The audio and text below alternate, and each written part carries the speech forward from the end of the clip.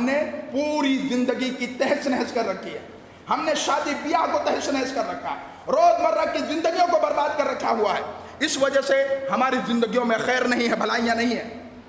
نہیں ہے میرے عزیز, ہر آدمی پریشان, کروڑہا پتی وہ بھی پریشان, غریب وہ بھی پریشان, مڈل کلاس کا وہ بھی پریشان. وجہ میرے عزیز صرف ایک ہے کہ ہمارے دلوں کے اندر اللہ کی محبت نہیں ہے, رسول کی محبت نہیں ہے. وگرنہ کیا مجال کہ صحابہ کرام صحابہ کرام رضی اللہ تعالی عنہم اجمعین ایک ایک مہینہ چولہا جلنے کے باوجود, نہ جلنے کے باوجود وہ اللہ تعالیٰ کا شکریہ ادا کرتے تھے. وہ کہتے تھے جسم مضبوط ہے, جسم کے اندر طاقت ہے, قوت ہے, اللہ تعالیٰ نے تندرست بنایا ہوا ہے, ہمیں اس قابل بنایا ہوا ہے کہ ہم اللہ کے سامنے سجدہ ہو سکتے ہیں, اس قابل بنایا ہے کہ اللہ کے سامنے ہم رکوع کر سکتے ہیں, اس قابل بنایا ہے کہ اللہ تعالیٰ کے سامنے اپنے ہاتھ کو بلند کر کے اپنی مصیبتوں کو, اپنی پریشانیوں کو, اپنے درد کو, اپنے تکلیف کو اللہ کے سامنے ذکر کر سکتے ہیں. اس قابل اللہ تعالیٰ نے بنایا ہے. وہ اللہ تعالیٰ کا شکریہ ادا کرتے ہیں.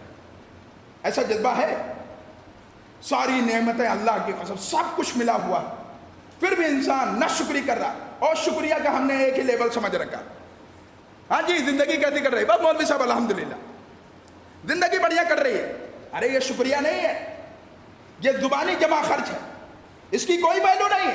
شکریہ یہ ہے کہ اللہ تعالیٰ کا محبوب مقررہ بندہ مؤذن حی علی الصلاح حی علی الفلاح کہے, کاروبار ٹھپ کریں, آئے مسجد کے اندر. یہ شکریہ. شکریہ کا نتیجہ یہ ہے, اس کا نذرانہ یہ ہے کہ اللہ رب العزت کوئی نعمت دے, آپ بخوشی ہو کر کے مسجد کے اندر آئیں اور اللہ تعالیٰ کے سامنے اس نعمت کے متعلقہ دعا کریں. یہ ہے. اور نعمت کا معاملہ سارا کچھ ملنے کے باوجود اللہ کی قسم ہمارے دلوں کے اندر اللہ تعالیٰ کی شکر گزاری نہیں ہے, نہ شکری کوٹ کوٹ کر کے بھری پڑی ہوئی ہے, کوٹ کوٹ کر کے.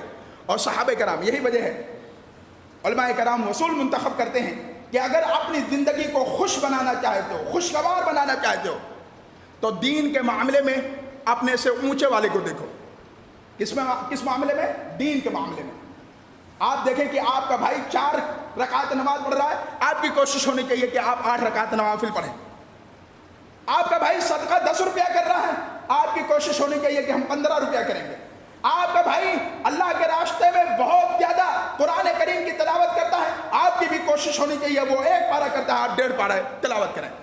یہ جذبہ دین کے معاملے میں. اور دنیاوی معاملے میں اپنے سے کمتر لوگوں کو دیکھیں, دنیاوی معاملے میں اپنے سے کمتر لوگوں کو دیکھیں.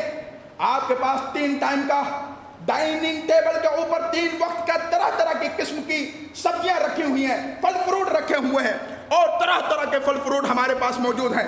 اس کے باوجود بھی اللہ کا شکریہ نہ ادا ہو, پھر یہ بتائیں کہ ہم اور آپ کہاں سے ایمان والے ہو گئے. اس کے باوجود بھی ہمارے دل سے اللہ تعالیٰ کی مدح نہ نکلے, اللہ کی تسبیح نہ نکلے, اللہ کی پاکی کے کلمات نہ نکلے, پھر ہمارا ایمان کہاں سے ایمان کی گواہی دے سکتا ہے. اپنے سے کمتر لوگوں کو دنیاوی معاملے میں, کسی فقیر کے پاس 1 وقت کا کھانا نہیں ہے, اللہ کی قسم آپ اٹھا کر کے دیکھیں اور جائیں گوگل کریں, آپ گوگل کریں کہ ہنگری کتنے لوگ ہیں ورلڈ کے اندر. ایسے ایسے بھی ملک پائے جاتے ہیں, اور اپنے ہندوستان کے اندر یہ چکنی مٹی جو تالوں سے نکلتی ہے, اس چکنی مٹی کو دھوپ کے اندر لیپا بنا کر کے سوکھنے کے بعد اس مٹی کو کھاتے ہیں. یہ سچویشن ہے, پھر اس کے باوجود بھی اللہ کا شکریہ نہیں. یہ کنڈیشن ہے, آپ سروے کریں گوگل پر جا کر کے, چکنی مٹی تک لوگ کھانے پر مجبور ہیں. ان کے پاس اتنا روپیہ نہیں, اتنا پیسہ نہیں, ڈسٹ بین کے اندر پڑا ہوا کوڑا جس کو ہم پھینک دیتے ہیں, اس کوڑے کو اٹھا کر کے وہ بیچارے کھانے پر مجبور ہیں. اور ساری نعمتیں ملنے کے باوجود پھر اللہ کا شکریہ نہ ہو, پھر اللہ کا عذاب نہ آئے, تو پھر کیا ہو؟ اللہ تعالیٰ جہاں بارش نازل کرتا ہے وبال بن جاتی ہے.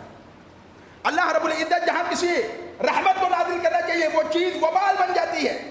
اور یہی وجہ ہے حالیہ دنوں کے اندر آپ دیکھیں گے, مشاہدہ کریں گے, چاہے ممبئی کا معاملہ ہو اور چاہے وہ اس وقت نیپال کا معاملہ ہو, اس وقت پورے مہاراشٹر کے اندر یا یہ کہہ لیجئے کہ نیپال کے اندر کوہرام سا مچا ہوا ہے. بستیوں کی بستیاں اجڑی جا رہی ہیں, اس قدر سیلاب آیا ہوا ہے کہ باندھ پہ باندھ ٹوٹے جا رہے ہیں. اللہ رب العزت ان کو ہر طریقے سے آزما رہا ہے. اور سارا کچھ ہونے کے بعد ہم سکون میں بیٹھے ہیں, ہمارے پاس ٹائم ہے, رب کے لیے ٹائم نکال کر کے 2 وقت کی نماز پڑھ سکتے ہیں، 5 وقت کی نماز پڑھ سکتے ہیں، لیکن اس کے لیے بھی ہم تیار نہیں ہیں۔ پھر بتائیں یہ ایمان کہاں ہو سکتا ہے؟ پھر صحابہ کرام سے اپنے ایمان کا ٹیلی کرنا، نعوذ باللہ، یہ کیسے ہو سکتا ہے؟ نہیں ہو سکتا۔ اور میں نے ذکر کیا نا کہ صحابہ کرام کو بے تحاشا محبت نبی سے، اتنی محبت کہ نبی کریم صلی اللہ علیہ وسلم اگر کوئی عمل کر لیتے تو صحابہ کرام اس عمل کی تلاش میں رہتے۔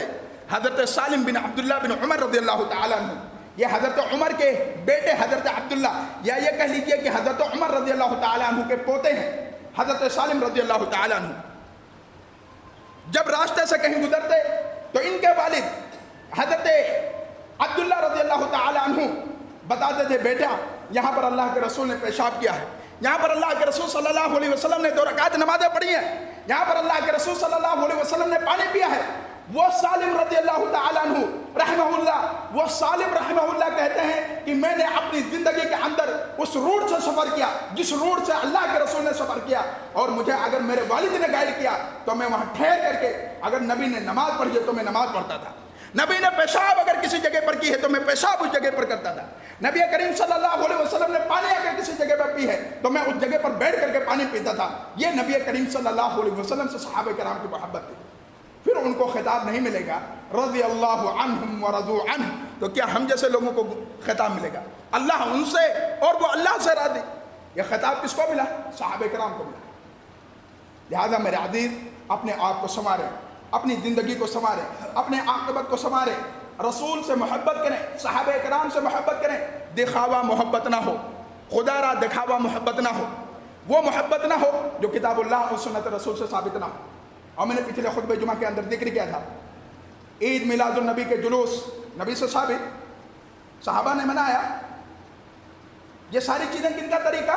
یہودیوں کا، مجوسیوں کا، نصرانیوں کا، اور اس کے اندر مسلمان انوالو ہے، لاکھوں روپیہ خرچ کرتا ہے، اگر وہی لاکھ روپیہ کسی غریب کے لیے مانگ لیا جائے جنازہ اٹھ جاتا ہے، نہیں دے سکتا۔